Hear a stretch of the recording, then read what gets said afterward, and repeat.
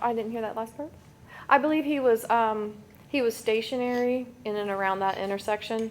All of that, whenever we have a serious accident like this, there's a reconstruction that is done with measurements that take some time, and further information can be released at that time.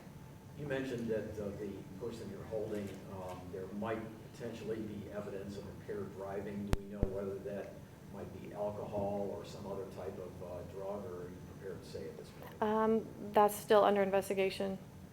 Literally that's still under investigation right now.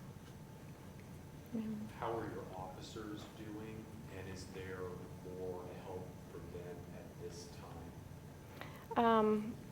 It was rough last night. Our officers are hurting. They're shaken. They're upset, obviously. I can tell you that last night the bond and the camaraderie of our canine officers was something to be seen. It was really something special to see them come together the way that they did. And they wanted to ensure that Champ and Jim were physically transported together for their hero's escort. Can you explain the connection that an officer shares with his canine? Yes, our canines, I mean, that's their life on duty and off. You live with your dog, your partner.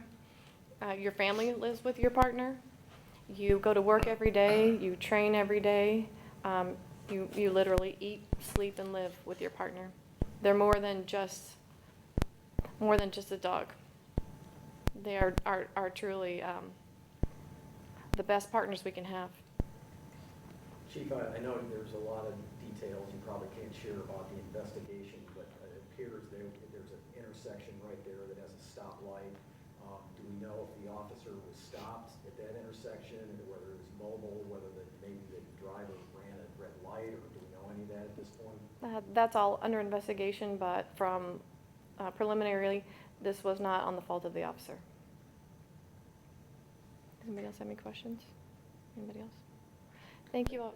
I wonder if the mayor, I mean, obviously, sir, this is a terrible loss, not just for KCPD, but for our entire community, because we're talking about, two public servants that were out there, trying to protect our community, and this is obviously a tough day for everybody, not just the police officers, correct? I think the chief speaks for the entire city, and she said it well about how everyone is hurting.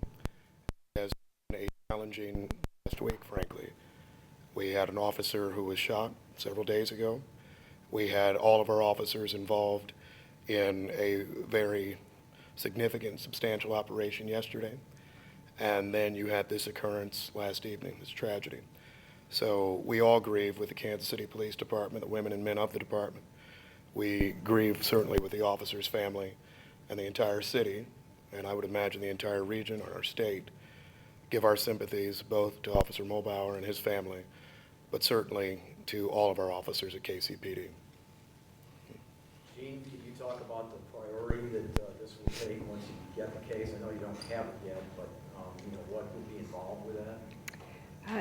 We look for many things in all cases in investigations. We want a complete investigation.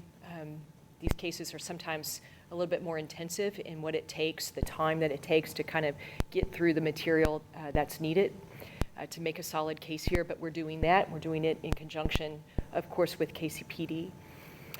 So I think, we'll be able to present something, at the right time on that.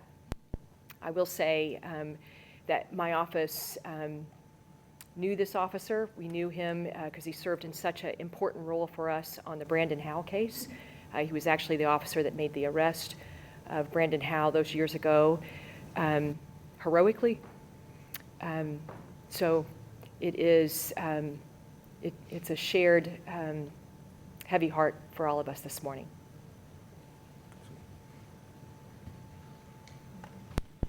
Thank you, everyone, for coming. I appreciate it.